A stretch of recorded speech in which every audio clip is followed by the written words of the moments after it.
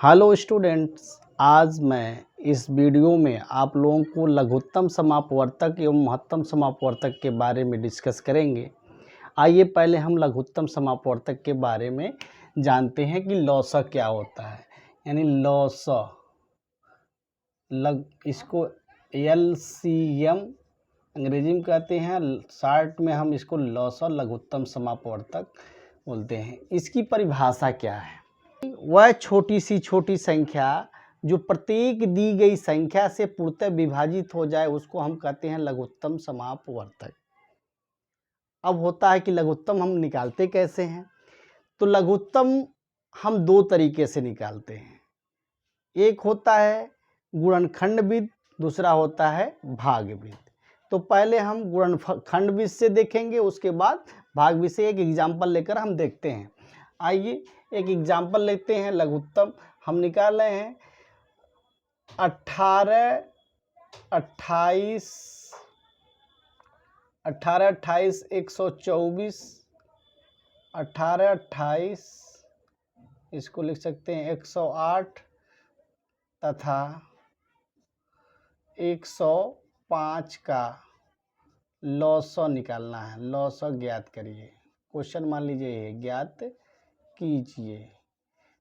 तो हम इस यानी 18, 28, 108, 105 का लघुत्तम समापवर्तक अगर हम निकालते हैं तो हमने कहा कि पहले हम क्या करेंगे कि पहले गुणनखंड विधि से देखेंगे, उसके बाद भाग विधि से देखेंगे। तो गुणनखंड करने का तरीका, अगर आपको यानी 18 को हम ऐसे लिख सकते हैं 2 दूना 4, 2 गुणे 3 गुणे 3, यानी इसको लिख सकते हैं 2 गुणे 3 का पावर 1।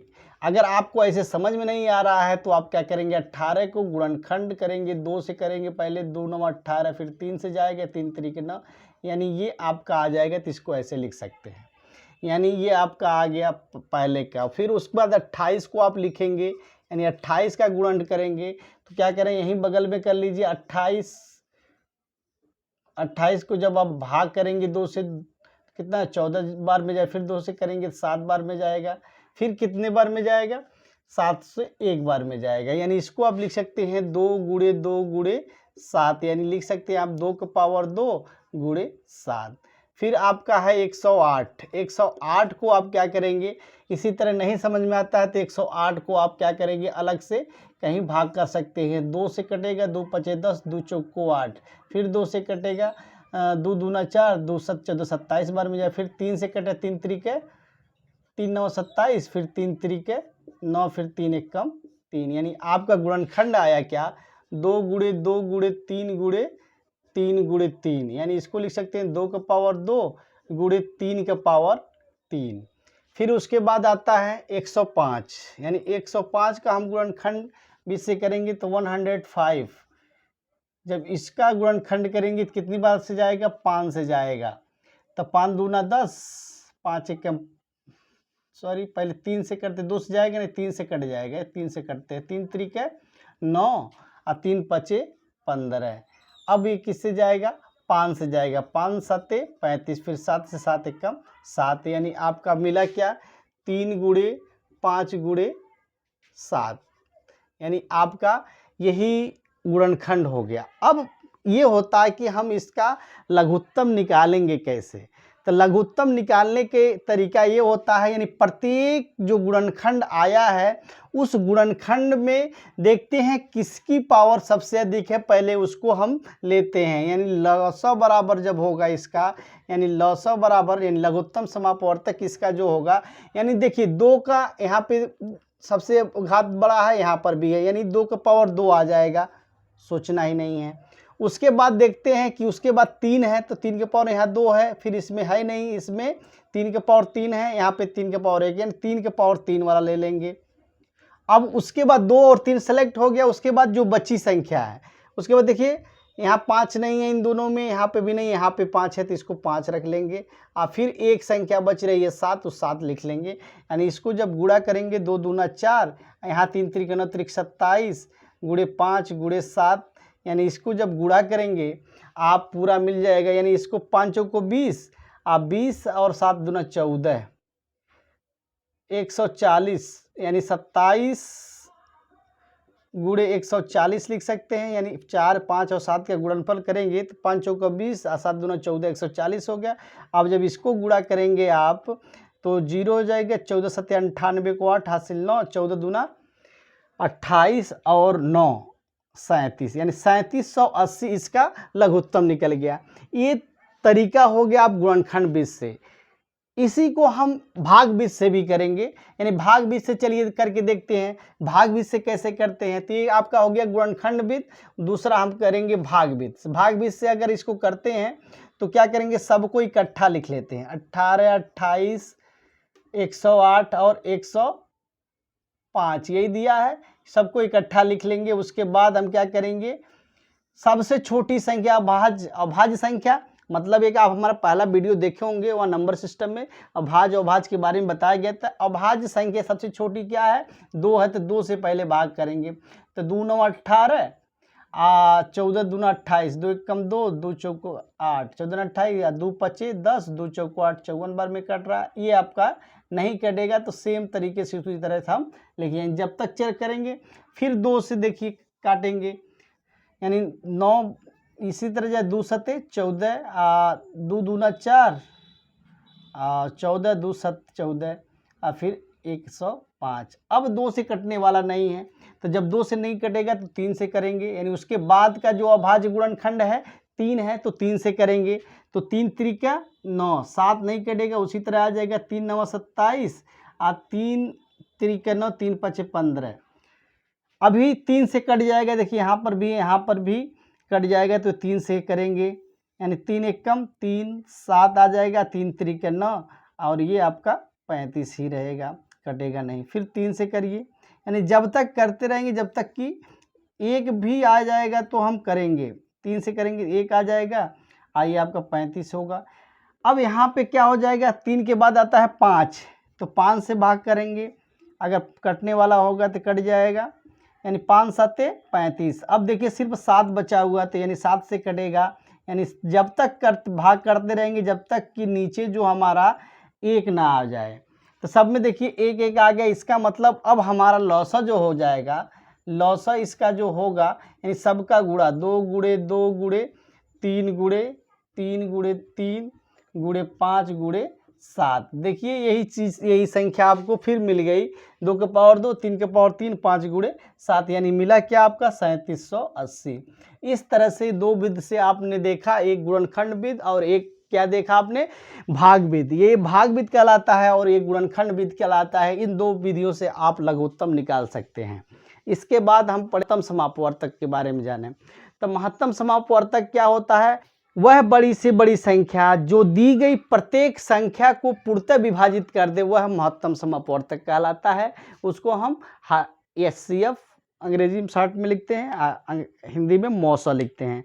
आइए हम अब महत्तम समापवर्तक के बारे में एक एग्जाम्पल लें। यहाँ पर भी दो तरीके हैं, एक गुणनखंड विधि है और एक भाग विधि है। मौसक के लिए हम संख्या ले रहे हैं 24, यानी 24, 36 तथा 40 का मौसक ज्ञात कीजिए, यानी महत्तम समापवर्तक ज्ञात कीजिए। क्वेश्चन मान लीजिए यही है, ज्ञात कीजिए। इस क्वेश्चन में 24, 36 और 40 का मौसा निकालना है। तो पहले हम गुणनखंड विधि से करेंगे इसको भी, उसके बाद भाग विधि से आपको दिखाएंगे। यानी 24 का गुणनखंड आप करते हैं तो 2 गुणे 2 2 दूना 4 गुणे 2 2 दूना 4 दूना 8 गुणे 3, यानी आया क्या 2 का पावर 3 गुणे 3। उसके बाद 36 का करेंगे, यानी 2 गुणे 2 2 दूना 4 4 9 36 होगा, मतलब 3 गुणे 3 3 3 9, यानी 2 का पावर 2 गुणे 3 का पावर 2। उसके बाद आता है 40, 40 को लिख सकते हैं 2 गुणे 2 2 दूना 4 4 धाम 40, यानी 2 दूना 4 4 दूना 8 45 गुणे 2 गुणे 5, यानी आ गया 2 का पावर 3 गुणे 5। ये आपका जो है गुणनखंड तीनों संख्याओं का आ गया। तो अब गुणनखंड अगर ऐसे नहीं करते तो बताए हैं आपको कि भाग एक 1 बाई 1 गुणनखंड करते जाएंगे और जो आएगा उसके अकॉर्डिंग आप काम करेंगे। तो इसका जो मौसा होगा, अब देखिए क्या करते हैं गुणनखंड में, यानी वह संख्या जो तीनों मतलब जितनी संख्या दी गई उन सब में हो। आपने परिभाषा में दिया है कि एचसीएफ वह बड़ी छोटी से छोटी संख्या सॉरी वह बड़ी से बड़ी संख्या होगी जो दी गई प्रत्येक संख्या को पूर्णतः विभाजित कर दे। तो यानी इसमें जो कॉमन होगा सब में होगा वही हमारा होगा। तो कॉमन 2 है और 2 का सबसे नीचे यानी कम घात वाला, देखिए यानी जो सब में हो और सबसे छोटी घात हो। तो देखिए 2 का पावर 3 है पहले में, 2 का पावर 2 दूसरे में है, यहाँ पे 2 का पावर 3 है। इसका मतलब आपका होगा क्या, यानी 2 का पावर 2 वाला, यानी एचसीएफ जब आपका एचसीएफ आप निकालेंगे यानी मौसा इसका हो जाएगा 2 का पावर 2 मतलब 4 हो जाएगा। अब ये तो अपने गुणनखंड बीज से देखा, भाग बीज से इसको देखते हैं। चलिए यहाँ 3 संख्याएं हैं तो 2-2 को लेकर चलेंगे। मान लीजिए 36 को हम किससे भाग करें, 24 से। तो जब 24 से भाग करेंगे तो कितने बार में जाएगा, एक बार में। तो 24 से भाग देंगे, घटाएंगे तो 6 में 4 2 और 3 में 12 आ गया। और फिर 24 आपका आया, फिर 12 दूनी 24 कट गया यहाँ पे। इसका मतलब अब ये 12 और इस 40 में हम आप करेंगे, यानी 12 से क्या करेंगे, अब जो 12 से कट गया है अब 12 से 40 में भाग देंगे। तो 12 से 40 में भाग देंगे तो 12 तिहाई 36, यानी शेषफल आया 4, या फिर 4 से 12 में भाग देंगे, 4 तिहाई 12, यानी पूरी तरह से कट गया। यानी जब लास्ट में जिस संख्या से पूर्णतः कट जाता है वही हमारा एचसीएफ होता है। देखिए यहाँ पर भी एचसीएफ जो आया वो 4 आया। इस तरह से आप एचसीएफ निकाल सकते। 3 संख्या में अगर आपको कन्फ्यूजन है तो हम एक एग्जाम्पल 2 संख्या के लिए मैंने ले लिया, क्या 48 ले लिया और 108 ले लिया। इन 2 संख्याओं के एचसीएफ निकालना है भाग बीज से, तो समझ लीजिए क्या हो जाएगा, यानी 108 में हम भाग करेंगे 48 से, कितनी बार में जाएगा, 2 बार में जाएगा। 48 दूना 96, यानी 96 घटाएंगे 8 - 6 2 हो जाएगा, यानी 12 आया। और इसके बाद 48 में भाग देंगे, 12 चौको 48, 4 बार में कट रहा है। इसका मतलब क्या होगा, 12 हमारा एचसीएफ हो जाएगा। इस तरह से जब तक भाग करते रह जाएंगे, जब तक यानी जो शेषफल आएगा उससे जो से भाग करते हैं उसमें भाग करते जाएंगे। इस तरह से हमारा आपका भागफल मतलब जो लास्ट में जिससे कटेगा वही हमारा एचसीएफ होगा। यानी इन दोनों संख्याओं का जो एचसीएफ आया वो क्या हो गया, 12 हो गया। अब इसके बाद आता है, ये तो हो गया सिंपल सा लघुत्तम समापवर्तक और महत्तम समापवर्तक के बारे में आपने एक एक एग्जाम्पल दिया और दोनों के अलग अलग विधियों से कैसे निकालते हैं वो आपने जाना। अब हम क्या करेंगे, भिन्नों का लघुत्तम समापवर्तक लौसा क्या होता है और मौसा क्या है, इसके बारे में हम जानेंगे। तो भिन्नों का लौसा और मौसा के बारे में जानने के लिए आप क्या करेंगे, आइए हम देखते हैं भिन्नों का लौसा। भिन्नों का लौसा माना अंश का लघुत्तम, अंश का लौसा बटे हर का मौसा, यानी अंशों का लौसा और हर का मौसा, ये हो गया। उसकी तरफ भिन्नों का मौसा बराबर, यानी जो पूछता है अंश का वही निकालना है, तो लिखेंगे अंश का मौसा बटे हर का लौसा। इस तरह से आप ये फार्मूला, एक और फार्मूला होता है लघुत्तम और महत्तम का, 2 संख्याओं का गुणनफल बराबर लौसा गुणे मौसा, यानी फार्मूला याद करेंगे, 2 संख्याओं का गुणनफल, 2 संख्याओं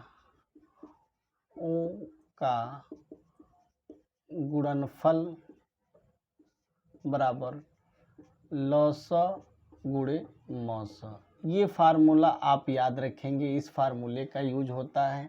फिर ये इस पे क्वेश्चंस आते हैं अक्सर कंपटीशन में, और इस पे भी क्वेश्चन आते हैं कंपटीशन में। तो इस तरह से आप इन 3 फार्मूलों को याद करेंगे और जो तरीका लौसा और मौसा का बताया गया है उस